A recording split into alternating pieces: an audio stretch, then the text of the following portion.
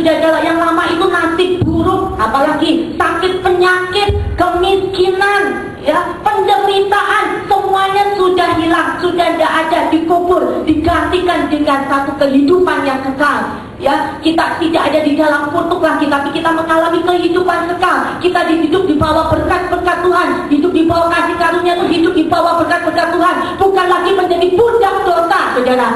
Kita ada ciptaan baru di dalam Yesus. Saudara yang dikasihi Tuhan, percaya Yesus, kasih karunia, anugerahnya turun atas kita. Saudara, mungkin hari-hari ini saudara katakan, Bu, saya ini sudah menjadi Kristen sudah lumayan lama, 5 tahun, Bu. Ada yang 10 tahun, ada yang 20 tahun. Tapi kenapa ya, Bu, ya? Kok begini aja?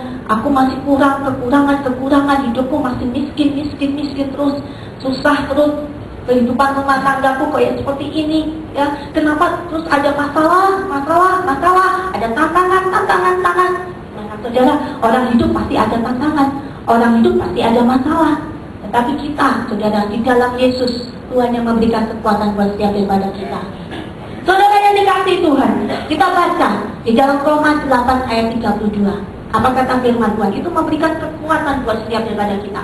Roma 8 ayat 32. Ia yang tidak menyayangkan anaknya sendiri, tetapi yang menyerahkannya bagi kita semua, bagaimanakah mungkin ia tidak mengaruniakan segala sesuatu kepada kita bersama-sama dengan dia? Saudara, kalau kasih karunia keselamatan, Yesus mati dan bangkit buat kita semuanya, kita sembah bukan Allah yang mati, kita sembah Allah yang hidup, saudara. Yang terbesar saja, mujizat yang terbesar sudah diberikan buat saudara dan saya. Masakan dia tidak bisa memberikan kasih karunia yang lain?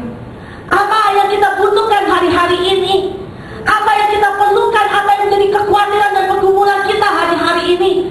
Tidak ada hal yang tidak bisa buat Tuhan. Apa yang tidak bisa buat Tuhan? Semuanya tidak ada yang mustahil bagi dia. Bagi Tuhan tidak ada yang mustahil. Tadi sudah nyanyi. Orang nyanyi bukan hanya cuma di mulut saja nyanyi, tapi betul-betul keluar dari dalam hati kita, percaya bahwa tidak ada yang mustahil bagi dia. Saudara, kalau kasih karunia keselamatan itu mujizat terbesar, perkara yang terbesar, sudah diberikan buat kita. Pasti Bapak yang baik tahu. Kalau kita kekurangan, kalau kita punya masalah apa, Bapak nggak tahu? Dia sangat tahu, karena hidup kita ada di dalam tangan Tuhan. Hidup kita ada di dalam genggaman tangan Tuhan. Dan dia sangat bertanggung jawab dengan kehidupan kita. Apa yang kita alami, dia sangat peduli. Saudara yang dikasihi Tuhan, waktu pertama kali saya khotbah di tempat ini, saya memberikan kesaksian bagaimana pada tahun 1997 saya mengalami satu kehidupan yang tidak punya pengharapan. Ketika saya menyikapi satu permasalahan di dalam kehidupan rumah tangga saya pakai kekuatan saya sendiri, dengan cara saya sendiri, saya ingin menunjukkan bahwa saya bisa. Apa yang terjadi? Saya ceraikan suami saya, bukan suami yang ceraikan saya, tapi saya yang ceraikan suami saya, ya, karena saya marah. Saudara, saya ceraikan. 5 tahun saya ada di dalam hidup yang menderita seperti anak bungsu ini. Keluar dari rumah Bapak, mau kerja apapun tidak bisa. Selalu gagal. Saudara, karena hidup di luar rumah Bapak,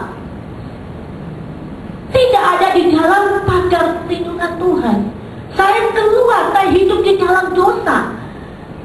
Sehingga apa yang terjadi? Saya hidup menderita, tidak punya pengharapan, saya tidak tahu masa depan saya bagaimana. Semuanya sudah terlanjur, nanti sudah jadi bubur, rumah tangga sudah hancur. Saudara, apalagi gelar yang retak itu sudah tidak mungkin bisa balik menjadi baik lagi. Bagaimana mungkin bisa pulih, namanya sudah cerai, mana mungkin, saudara. Tapi bagi Tuhan tidak ada yang mustahil. Bagaimana saya bisa berdiri tegak menyampaikan kebenaran firman Tuhan? Semua itu kasih karunia. Segala sesuatu yang tidak mungkin Tuhan buat jadi mungkin, itu kasih karunia. Saudara yang dikasih Tuhan, tahun 2000 depannya cemerlang yang sudah disediakan